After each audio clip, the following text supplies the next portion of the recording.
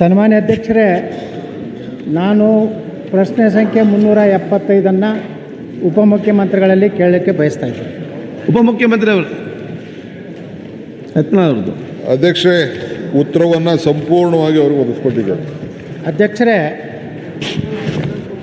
ಇವತ್ತು ಕೃಷ್ಣಾ ಮೇಲ್ದಂಡೆ ಯೋಜನೆ ನಮ್ಮ ದೇಶದ 2ನೇ ದೊಡ್ಡ ನೀರಾವರಿ ಯೋಜನೆ. ಇವತ್ತು ನಮ್ಮ 1964ರಿಂದ ಸುಮಾರು 6 ದಶಕಗಳ ಕಾಲ ಈ ನೀರಾವರಿ ಯೋಜನೆ ಪೂರ್ತಿ ಆಗ್ತಾ ಇಲ್ಲ.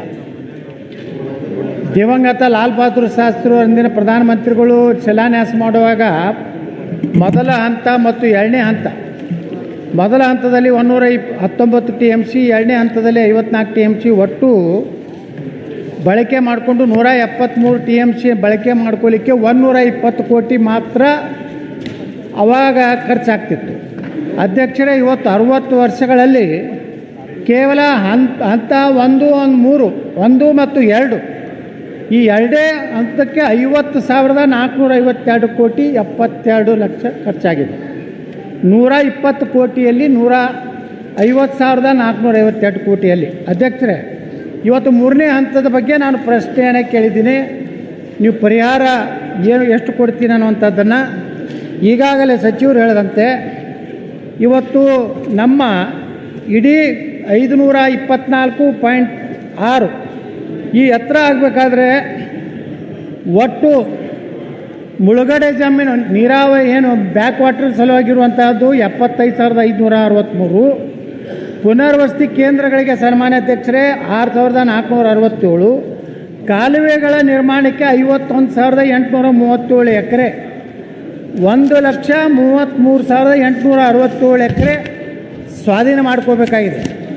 ಅಧ್ಯಕ್ಷರೇ, ಇವತ್ತು ಮುಖ್ಯಮಂತ್ರಿಗಳು ಕರೆದಂಥ ಸಂದರ್ಭದಲ್ಲಿ ಇವತ್ತು ಒಂದೇ ಹಂತದಲ್ಲಿ ಒಂದೇ ಕಂತಿನಲ್ಲಿ ನೀರಾವರಿ ಜಮೀನಿಗೆ 40 ಲಕ್ಷ, ಒಣ ಜಮೀನಿಗೆ 30 ಲಕ್ಷ ಹಾಗೂ ಕಾಲುವೆ ನಿರ್ಮಾಣ ಎಲ್ಲಿ ನೀರಾವರಿ ಇದೆ ಅಲ್ಲಿ 30 ಲಕ್ಷ, ಎಲ್ಲಿ ಒಣ ಬೇಸಾಯ ಇದೆ ಅಲ್ಲಿ 25 ಲಕ್ಷ, ಈ ರೀತಿ ಸುಮಾರು 70,000 ಕೋಟಿ ರೂಪಾಯಿ ಕೇವಲ ಕೃಷ್ಣಾ 3ನೇ ಹಂತದ ಮತ್ತು 524.256 ಎತ್ತರಕ್ಕೆ ಹೋಗಬೇಕಾದ್ರೆ 70,000 ಕೋಟಿ ಬರೇ ಭೂ ಸ್ವಾಧೀನಕ್ಕೆ ಬೇಕಾಗ್ತದೆ. ಅಧ್ಯಕ್ಷರೇ, ಇನ್ನು ಸೇತುವೆ ಕಾಲುವೆಗಳ ನಿರ್ಮಾಣ ಮತ್ತು ಆಲಮಟ್ಟಿ ಡ್ಯಾಮ್ ಎತ್ತರ ಮಾಡಬೇಕಾದ್ರೆ ಸುಮಾರು 50,000 ಕೋಟಿ ಅಂದರೆ ಅಂದಾಜು ಇವತ್ತು ಕೃಷ್ಣಾ ಮೇಲ್ದಂಡೆ ಯೋಜನೆ ಪೂರ್ಣ ಆಗಬೇಕಾದ್ರೆ ಸುಮಾರು 1,20,000 ಕೋಟಿ ಬೇಕು. ಅಧ್ಯಕ್ಷರೇ, ಆದರೆ ನಾನು ಸನ್ಮಾನ್ಯ ಸಚಿವರಲ್ಲಿ ಕೇಳಿಕ್ಕೆ ಬಯಸ್ತಾ ಇದ್ದೀನಿ, ಇಂಥ ಒಂದು ದೊಡ್ಡ ಯೋಜನೆ ಇಡೀ ಉತ್ತರ ಕರ್ನಾಟಕ ಅಲ್ಲ, ತುಮಕೂರು ಭಾಗದವರೆಗೆ 70% ತನ್ನ ಕೃಷ್ಣಾ ಕೊಳ್ಳ ಏನಂತೇಳಿ ನಾವು ಕರೆಸ್ಕೋತಾ ಇದೆ.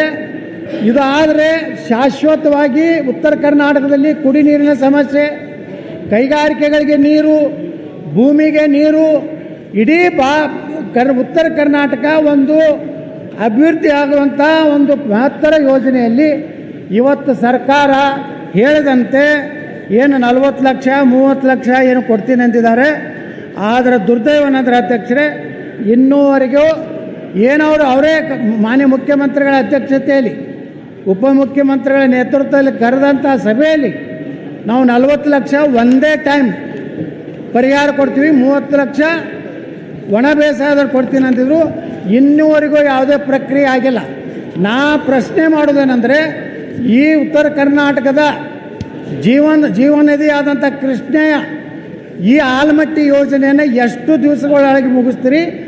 ಇದಕ್ಕೆ ಬೇಕಾದಂಥ ಸುಮಾರು 1,10,000 ಕೋಟಿ ರೂಪಾಯಿ ಯಾವ್ಯಾವ ಮೂಲದಿಂದ ಸಂಗ್ರಹ ಮಾಡ್ತೀರಿ? ಇದಕ್ಕೊಂದು ಟೈಮ್ ಫಿಕ್ಸ್ ಮಾಡಿ, ಒಂದು ನಿಗದಿ ಮಾಡಿ, ನೀವು ಯಾವುದಾದ್ರೂ ವಿಶ್ವ ಬ್ಯಾಂಕ್ನಿಂದ ಅಥವಾ ಯಾವುದಾದ್ರೂ ಮೂಲದಿಂದ ತಗೊಂಡು ಈ ಯೋಜನೆಯನ್ನು ಎಷ್ಟು ದಿವಸದೊಳಗೆ ಪೂರ್ತಿ ಮಾಡ್ತೀರ ಅನ್ನೋಂಥ ಪ್ರಶ್ನೆಗೆ ಉತ್ತರ ಕೊಡಬೇಕಂತ ಕೇಳ್ಕೊಳ್ತಾ ಇದ್ದೀನಿ. ಅಧ್ಯಕ್ಷರೇ, ಹಿರಿಯ ಶಾಸಕರಂತ ಬಸವಗೌಡ ಪಾಟೀಲ್ ಯತ್ನಾಳ್ರವರು ನಮ್ಮ ಸರ್ಕಾರದ ಭಾಳ ದೂರದೃಷ್ಟಿಯ ಯೋಜನೆಯ ಬಗ್ಗೆ ಚರ್ಚೆ ಮಾಡಿದ್ದಾರೆ. ಬಹುಶಃ ನಮ್ಮ ಸರ್ಕಾರ ನಾವು ಬಂದಮೇಲೆ ಸಿದ್ದರಾಮಯ್ಯನವರು ನಾವು ಎಲ್ಲ ಕೂತ್ಕೊಂಡು ಈ ತೀರ್ಮಾನ ನಾವೇನು ತೆಗೆದುಕೊಂಡಿದ್ದೇವೆ, ಬಹುಶಃ ಯಾರೂ ಇಂಥ ಧೈರ್ಯ ಮಾಡಿರಲಿಲ್ಲ. ಸಿದ್ದರಾಮಯ್ಯನವರು ನಾವು ಎಲ್ಲ ಕೂತ್ಕೊಂಡು ಎಲ್ಲ ಶಾಸಕರನ್ನು ಕರೆದು ಕೂತ್ಕೊಂಡು ಚರ್ಚೆ ಮಾಡಿ ಹಿಂದೆ ಬೊಮ್ಮಾಯಿಯವ್ರ ಕಾಲದಲ್ಲಿ ಏನಾಗಿತ್ತು ಅದನ್ನು ಮಾರ್ಪಾಟು ಮಾಡಿ ಇದನ್ನು ಈ ರೂಪಕ್ಕೆ ತೆಗೆದುಕೊಂಡು ಬಂದಿದ್ದೇವೆ. ಇದಲ್ಲದೆ ನಾನು ಸುಮಾರು 3 ಸತಿ ನಿಮ್ಮ ಸೋಮಣ್ಣವರು ಇದ್ದರು, ಹೋಗಿ ಸೆಂಟ್ರಲ್ ಮಿನಿಸ್ಟರ್ ಭೇಟಿ ಮಾಡಿ 3 ಸತಿ ಡೇಟ್ ಫಿಕ್ಸ್ ಆಗಿತ್ತು. ಡೇಟ್ ಫಿಕ್ಸ್ ಆದಂಥ ಸಂದರ್ಭದಲ್ಲಿ ಒಂದು ಸತಿ ಮಹಾರಾಷ್ಟ್ರದವರು ಅವಾರ್ಡ್ ಆಗಬೇಕು ಅಂತ, ಫಸ್ಟ್ ಅವಾರ್ಡ್ ಮಾಡಿಸ್ಬೇಕು ಅಂತ, ಅವಾರ್ಡ್ ಮಾಡೋದನ್ನ 2013ರಿಂದ ಇವತ್ತವರೆಗೂ ಅವಾರ್ಡ್ ಪಾಸ್ ಮಾಡ್ತಾ ಇಲ್ಲ. ಅವಾರ್ಡ್ ಆಗಬೇಕು ಅಂತೇಳಿ ನಾವು ಪ್ರಯತ್ನ ಮಾಡಿ ಕೊನೆಗೆ ಒಂದು ಸತಿ ಮಹಾರಾಷ್ಟ್ರವರು ಅಡ್ಡ ಹಾಕಿದ್ರು. 2ನೇ ಸತಿ ನಾನಿಲ್ಲಿ ದಾಖಲೆ ಹೇಳ್ತಾ ಇದ್ದೀನಿ, 2ನೇ ಸತಿ ಆಂಧ್ರ ಪ್ರದೇಶ ಅವರು ಇದನ್ನು ನಿಲ್ಲಿಸಿದ್ರು. ಮತ್ತೆ ಮಿನಿಸ್ಟ್ರು ನನಗೆ ಬರೆದಿದ್ದಾರೆ, ಕೆಲವರು ಕಾರಣಾಂತರದಿಂದ ನಾನು ಮುಂದೂಡಿದ್ದೀನಿ ಅಂತೇಳಿ ತಿಳಿಸಿದ್ದಾರೆ. ನಾವು ಇದಕ್ಕೆ ಬದ್ಧವಾಗಿದ್ದೇವೆ. ಎಲ್ಲರೂ ದುಡ್ಡು ತರ್ತೀವೋ ಏನು ಮಾಡ್ತೀವೋ ಅದಕ್ಕೆಲ್ಲ ಈಗಾಗಲೇ ನಾವು ಪ್ಲ್ಯಾನ್ ಆಫ್ ಆ್ಯಕ್ಷನ್ ಹಾಕ್ಕೊಂಡಿದ್ದೀವಿ. ವರ್ಷಕ್ಕೆ 15,000, 17,000, 20,000 ಕೊಡಬೇಕು, ಈ 70,000 ಕೋಟಿ ರೂಪಾಯಿಲಿ ಅಂತೇಳಿ ಒಂದು 3-4 ವರ್ಷದಲ್ಲಿ ಲ್ಯಾಂಡ್ ಅಕ್ವಿಷನ್ ಮಾಡಬೇಕು ಅಂತ ಹೊರಟುಬಿಟ್ಟಿದ್ದೀವಿ. ಮುಂದಕ್ಕೆ ಈಗಾಗಲೇ ಕೆಲವು ಕೆಲಸಗಳು ಕೂಡ ಕೆಲವು ಕಡೆ ಪ್ರಾರಂಭ ಆಗ್ತಾ ಇದೆ. ತಮಗೆ ನಾನು ಹೇಳೋದು, ತಮ್ಮ ಏನು ಒತ್ತಡ ಏನಿದೆ, ತಾವೆಲ್ಲ ನಾವು ಭಾಳ ಡೆಲ್ಲಿಯಿಂದ ಒತ್ತಡ ನಮ್ದಿಗೆಲ್ಲ ಇದ್ದಾರೆ ಸ್ನೇಹಿತರು ಅಂತ ಹೇಳಿದಿರಲ್ಲ, ಹೇಳ್ಬಿಟ್ಟು ಈ ಅವಾರ್ಡ್ನ ಪಾಸ್ ಮಾಡಿಸಿ ಕೂಡಲೇ ಇದನ್ನು ಸಾಲನೋ ಸೋಲನೋ ತಂದು ಏನೋ ಮಾಡಿ ಯಾವ್ದಾದ್ರು ಸ್ಕೀಮ್ ಕ್ರಿಯೇಟ್ ಮಾಡಿ ಈ ಪ್ರಾಜೆಕ್ಟ್ನ ಆದಷ್ಟು ಜಲ್ದಿ ಮುಗಿಸೋಕ್ಕೆ ನಾವು ಪ್ರಯತ್ನ ಮಾಡೋಣ. ಅಧ್ಯಕ್ಷರೇ, ಈಗ ಸಚಿವರು ಹೇಳಿದ್ರು ಕೇಂದ್ರ ಸರ್ಕಾರದ ಬಗ್ಗೆ. ಈಗಾಗಲೇ ಹಿಂದೆ ಬೊಮ್ಮಾಯಿಯವರು ಸಹಿತ ಪ್ರಯತ್ನ ಮಾಡಿ ಜಮೀನಿಗೆ ಅವತ್ತಿನ ಕಾಲಕ್ಕೆ ಅನುಗುಣವಾಗಿ ಏನು ಪರಿಹಾರ ಕೊಡಬೇಕನ್ನೋಂಥದ್ದನ್ನು ಪ್ರಾರಂಭ ಮಾಡಿದ್ರು. ಆದರೆ ಒಬ್ಬ ಹಿರಿಯ ಶಾಸಕರು ಇಲ್ಲ ನಮ್ಮ ಸರ್ಕಾರ ಬಂದರೆ 50 ಲಕ್ಷ ರೂಪಾಯಿ ಎಕರೆನ ಕೊಡಿಸ್ತೀನಿ ಅಂತೇಳಿ ತಡೆ ಒಡ್ಡಿ ಇವತ್ತು ಈ ಸರ್ಕಾರದಲ್ಲಿ ಆದರೂ ಮುಖ್ಯಮಂತ್ರಿ ಸಿದ್ದರಾಮಯ್ಯನವರ ನೇತೃತ್ವದಲ್ಲಿ ಒಂದು ರೈತರು ಸಹ ಒಪ್ಪಿಕೊಂಡ ಮೇಲೆ ಈ ಒಂದು ಪರಿಹಾರವನ್ನು ನೀವು ಕೊಡ್ತೀನಿ ಅಂತ ಘೋಷಣೆ ಮಾಡಿದ್ದೀರಿ. ಆದರೆ ಕೇಂದ್ರ ಸರ್ಕಾರದ ಜೊತೆಗೆ ಏನೇನು ಸಮಸ್ಯೆ ಇದೆ, ಮುಖ್ಯಮಂತ್ರಿಗಳ ನೇತೃತ್ವದಲ್ಲಿ ಪ್ರಧಾನಮಂತ್ರಿಗಳನ್ನು ನೀರಾವರಿ ಸಚಿವರನ್ನ ಭೇಟಿಯಾಗುವಂಥ ಕೆಲಸ ನೀವು ಮಾಡಬೇಕು. ಅದ್ರ ಜೊತೆಗೆ ನಾವು ಸಹ ಉತ್ತರ ಕರ್ನಾಟಕದ ಎಲ್ಲ ಶಾಸಕರು ಪಕ್ಷಾತೀತವಾಗಿ ನಾವು ದಿಲ್ಲಿಗೆ ಬರ್ಲಾಗ್ತಾ ಇದ್ದೀವಿ. ಈ ಒಂದು ಯೋಜನೆ ಸಲುವಾಗಿ ಕೇಂದ್ರ ಸರ್ಕಾರ ಮೇಲೆ ನಾವು ವಿನಂತಿ ಮಾಡಿಕೊಂಡು ಒತ್ತಡ ಹಾಕ್ಲಾಗ್ತಾ ಇದ್ದೀವಿ. ಪಕ್ಷಾತೀತವಾದಂಥ ಒಂದು ಆಯೋಗ ಏನು ನಿಯೋಗವನ್ನು ಕರ್ಕೊಂಡು ಹೋಗುವಂಥ ಕೆಲಸ ತಾವು ಮಾಡಬೇಕು. ಅಷ್ಟೇ ಅಧ್ಯಕ್ಷರೇ, ಇವತ್ತು ಇನ್ನು ಹಳೆಯ ಬಾಕಿಯನ್ನು ಕೊಟ್ಟಿಲ್ಲ ಭೂ ಪರಿಹಾರ. ಇವತ್ತು ಎಲ್ಲ ಕೋರ್ಟ್ನಲ್ಲಿ ಅವಾರ್ಡ್ ಆಗಿದೆ. ಮೇಲಿಂದ ಮೇಲೆ DC ಕಚೇರಿಯ car, jeep, table, type writer ಎಲ್ಲ ಜಪ್ತಿ ಆಗ್ತವೆ. ಹಳೆ ಬಾಕಿನೇ ಇವತ್ತು ಸುಮಾರು 5,000 ಪ್ರಕರಣಗಳು ಇವತ್ತು ವಿಜಯಪುರ ಜಿಲ್ಲೆ ನ್ಯಾಯಾಲಯದಲ್ಲಿರ್ಬೋದು, ಹೈಕೋರ್ಟ್ದಲ್ಲಿರ್ಬೋದು ಹಣ ಕೊಡಬೇಕಂತ ಆದೇಶ ಆದರೂ ಸಹಿತ ಅದರ ಮೇಲೆ ಸರ್ಕಾರಿ ವಕೀಲರು it is not fit for appeal ಅಂತ ಬರೆದ ಮೇಲೂ ಸಹಿತ 3 ವರ್ಷದ ನಂತರ ಮತ್ತೆ ಇವತ್ತು ಮತ್ತೊಂದು ಕಮಿಟಿ ಮಾಡ್ತೀವಿ, ಪುನರ್ ವಿಮರ್ಶೆ ಮಾಡ್ತೀವಿ ಅಂತೇಳಿ 1974ರಿಂದ ಜಮೀನು ಕಳ್ಕೊಂಡಂಥ ಅನೇಕ ರೈತರ ಪರಿಹಾರ ಸಿಕ್ಕಿಲ್ಲ ಅಧ್ಯಕ್ಷರೇ. ಈಗ ಈ ಮುಂದಿನ ಪರಿಹಾರ ಬಗ್ಗೆನೂ ಸಂಶಯ ಇದೆ. ಅದಕ್ಕೆ ಸರ್ಕಾರದ ದೃಢ ಸಂಕಲ್ಪ ಏನು, 8 ದಿವಸದೊಳಗಾಗಿ ಸಂಪೂರ್ಣವಾಗಿ ಭೂ ಸ್ವಾಧೀನ ಮಾಡಿಕೊಂಡಂಥ ರೈತರಿಗೆ ಪೂರ್ಣ ಪ್ರಮಾಣದ ಪರಿಹಾರ ಎಂದು ಕೊಡ್ತೀರಿ. ಈ ಯೋಜನೆಯನ್ನು ಇಂಥ ಇಸ್ವಿಗೆ, ಯಾಕಂದರೆ 2.5 ವರ್ಷ ಆಯಿತು, ಇನ್ನು 2.5 ವರ್ಷದಲ್ಲಿ ಈ ನಿಮ್ಮ ಸರ್ಕಾರಿ ಉದ್ರಾಗ ಮುಗಿಸ್ತಿರೋ ಅಥವಾ ಮುಂದಿನ ಸರ್ಕಾರ ಮೇಲೆ ಹಾಕಿ ಕೇಂದ್ರ ಸರ್ಕಾರ ಮೇಲೆ ಆಪಾದನೆ ಮಾಡಿ ಬಚಾವಾಗುವಂಥ ಕೆಲಸ ನೀವು ಮಾಡ್ತಿರೋ ಅನ್ನೋದು ಸ್ಪಷ್ಟವಾದಂಥ ಉತ್ತರ ನನಗೆ ಬೇಕು. ಅಧ್ಯಕ್ಷರೇ, ಈ ಬೆಲೆ ಏನಿದು ಕನ್ಸೆಂಟ್ ಕೊಟ್ಟವ್ರು ಮಾತ್ರ, ಅವರು ಬರೀ 59,000 ಕೇಸಿದೆ ಈ UKP ವಿಚಾರದಲ್ಲಿ.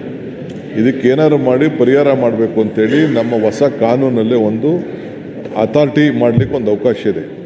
ಅದ್ರ ಬಗ್ಗೆ ಈಗಾಗಲೇ ನಾನು ರೆವಿನ್ಯೂ ಮಿನಿಸ್ಟ್ರು, ನಮ್ಮ ಲಾ ಮಿನಿಸ್ಟ್ರ್ ಹತ್ರ ಎಲ್ಲ ನಾನು ಅವ್ರಿಗೆ ಮಾರ್ಗದರ್ಶನ ಹೇಳಿದ್ದೇನೆ. ಇದ್ರ ಬಗ್ಗೆ ಏನಾದ್ರು ಮಾಡಿ ಒಂದು ಪರಿಹಾರ ಮಾಡಿ ಅಂತೇಳಿ ನಾವು ಪ್ರಯಾರಿಟಿಲಿ ನಾವು ಈ ಕೆಲಸನ ನಾವು ಮಾಡಬೇಕು ಇದ್ದೇವೆ. ಅವಾರ್ಡ್ ನೋಡ್ರಿ, ಕೋರ್ಟ್ ಅವಾರ್ಡ್ ಮಾಡಿದ್ಮೇಲೂ ಅವ್ರದೇ ಸರ್ಕಾರಿ ವಕೀಲರು ಏನು ಬರೆದು ಕೊಟ್ಟಾರಂದ್ರೆ ಇದನ್ನ ಈ ಅವಾರ್ಡ್ ಸರಿ ಇದೆ, it is not fit for appeal ಅಂತೇಳಿ ಅವ್ರು ಬರೆದು ಕೊಟ್ಟ ಮೇಲೂ ಸಹ ಇವತ್ತು ಸರ್ಕಾರ ಅವ್ರ ಹಣ ಹಳೆ ರೈತರ ಹಣನೇ ಕೊಡ್ತಾ ಇಲ್ಲ. ಅವ್ರು ಸಹ ಬೀದಿಗೆ ಬಂದಿದ್ದಾರೆ. ಯಾವ ನಾರಾಯಣಪುರದಿಂದ ಹಿಡಿದು ನಾ ಹೇಳುವುದೇನಂದ್ರೆ ಅಧ್ಯಕ್ಷರೇ, ಹಳೆಯ ರೈತರದೇನು ಭೂಮಿದು ಹಣ ತಕ್ಷಣ ಬಿಡುಗಡೆ ಮಾಡಿ ಮಾನ್ಯ ಉಪಮುಖ್ಯಮಂತ್ರಿಗಳು ಹೇಳ್ದಂಗೆ 59,000 ಪ್ರಕರಣಗಳೇನಿವೆ 10 ಲಕ್ಷ ಭೂಮಿ ಬೆಲೆ ಇದ್ರೆ 10 ಕೋಟಿ ಅವಾರ್ಡ್ ಮಾಡವ್ರೆ. ಹಂಗಂತ ಅಂದ್ಬಿಟ್ಟು ನಮ್ಮ ಆಫೀಸರ್ಸು ನಮ್ಮ ವಕೀಲರು ಯಾವನ್ನ ಅಡ್ಜಸ್ಟ್ಮೆಂಟ್ ಮಾಡ್ಕೊಬಿಟ್ಟು ಅಂತ ಅಂದ್ಬಿಟ್ಟು ನಾನು ಕೊಡಕ್ಕಂತೂ ತಯಾರಿಲ್ಲ. ಇದು ಸಾಧ್ಯ ಇಲ್ಲ, ಯಾವ ಸರ್ಕಾರ ಕೊಡಕ್ಕೂ ಸಾಧ್ಯ ಇಲ್ಲ. ಅಧ್ಯಕ್ಷ, ಇದು ಈ We are going for appeal. We will not yield to it. ಯಾವ ಕಾನೂನಲ್ಲಿ ಏನ್ ಮಾಡಬೇಕು, ನಮ್ಮ ರಾಜ್ಯದ ಹಿತನ ಯಾವ ರೀತಿ ಕಾಪಾಡಬೇಕು ಆ ಕೆಲಸ ನಾವು ಮಾಡ್ತೀವಿ. ನಾನು ಈ ಅಪೀಲ್ ಆರ್ಡರ್ಗೆಲ್ಲ ನಾನು ಒಪ್ಪಿಕೊಂಡು ಕೋರ್ಟ್ ಹೇಳಿದಕ್ಕೆ ಇವರು ಒಂದ್ ರೀತಿ ಇದಕ್ಕೆ ಯಾವ ನ್ಯಾಯಾಲಯದ ಆದೇಶವನ್ನು ಸಹ ಇವತ್ತು ಪರಿಗಣಿಸದೆ ಇಂಥ ಸದನ ಸಮಿತಿ ಸದನದಲ್ಲಿ ಈ ರೀತಿ ಉತ್ತರ ಕೊಟ್ಟು ರೈತರಿಗೆ ಸಿಗಬೇಕಾದಂಥ ನ್ಯಾಯ ಕೊಡ್ತಾ ಇಲ್ಲ ಅಧ್ಯಕ್ಷರೇ. ಅದಕ್ಕೆ ಹೊಸದಾಗಿ ನೀವೇನು ಮಾನ್ಯ ಮುಖ್ಯಮಂತ್ರಿಗಳು ಘೋಷಣೆ ಮಾಡಿದ್ರಲ್ಲ, ಅದನ್ನು 8 ದಿವಸನಾಗಿ ಎಲ್ಲ ರೈತರಿಗೆ ಪರಿಹಾರ ಕೊಡ್ತೀರ ಅನ್ನೋಂಥದ್ದನ್ನ ಮಾನ್ಯ ಸಚಿವರು ಹೇಳ್ಬೇಕಂತ ನಾವು ವಿನಂತಿ ಮಾಡ್ತೀವಿ. ಮಾನ್ಯ ಅಧ್ಯಕ್ಷರೇ, ಮಾನ್ಯ ಮಂತ್ರಿಗಳು ಮಾತಾಡ್ತಾ ಹೇಳಿದ್ರು ಕೇಂದ್ರ ಸರ್ಕಾರ ನೋಟಿಫೈ ಮಾಡಿಲ್ಲ ಅಂತ ಹೇಳಿ. ಈ ರೀತಿ ಒಂದ್ ನಿಮಿಷ ಉತ್ತರ ಕರ್ನಾಟಕದ ಪ್ರಶ್ನೆ ದಯಮಾಡಿ ಮಾತಾಡ್ಬೋದು. ಮಾತಾಡ್ತೇವೆ. ಅರ್ಧ ಸತ್ಯ ಇಲ್ಲಿ ಇಡಬಾರ್ದು. ಯಾಕೆ ನೋಟಿಫೈ ಆಗಿಲ್ಲ? ಪ್ರಾಧಿಕಾರದ ಆದೇಶ ಏನು ಬಂತು ಅದ್ರ ಮೇಲೆ ಮಹಾರಾಷ್ಟ್ರ, ಕರ್ನಾಟಕ, ಆಂಧ್ರ ಪ್ರದೇಶ, ತೆಲಂಗಾಣ ಕೋರ್ಟಿಗೆ ಹೋದು. ಮಹಾರಾಷ್ಟ್ರದ ಆರ್ಗ್ಯುಮೆಂಟ್ ಆಗೈತಿ, ಕರ್ನಾಟಕದ ಆರ್ಗ್ಯುಮೆಂಟ್ ಆಗೈತಿ, ತೆಲಂಗಾಣದ ಆರ್ಗ್ಯುಮೆಂಟ್ ಆಗೈತಿ, ಆಂಧ್ರ ಪ್ರದೇಶದ ಆರ್ಗ್ಯುಮೆಂಟ್ ಇನ್ನೂ ಆಗಿಲ್ಲ. ಆ ಎಲ್ಲ ಆರ್ಗ್ಯುಮೆಂಟ್ ಆದ್ಮೇಲೆ ಕೇಂದ್ರ ಸರ್ಕಾರ ನೋಟಿಫೈ ಮಾಡಕ್ಕಾಗುತ್ತೆ. ಅದಕ್ಕಿಂತ ಮೊದಲು ಹೆಂಗ್ ನೋಟಿಫೈ ಮಾಡಕ್ಕಾಗುತ್ತೆ?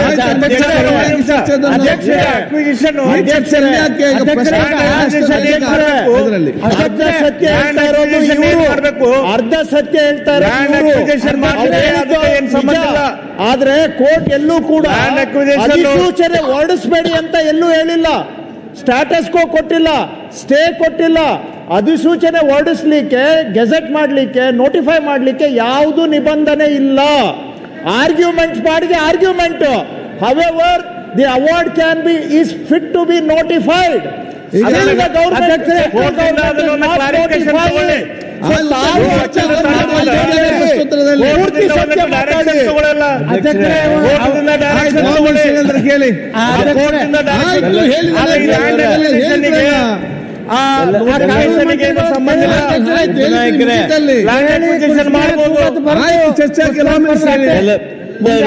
ಜಾರಿ ಮಾಡಲಿಲ್ಲ.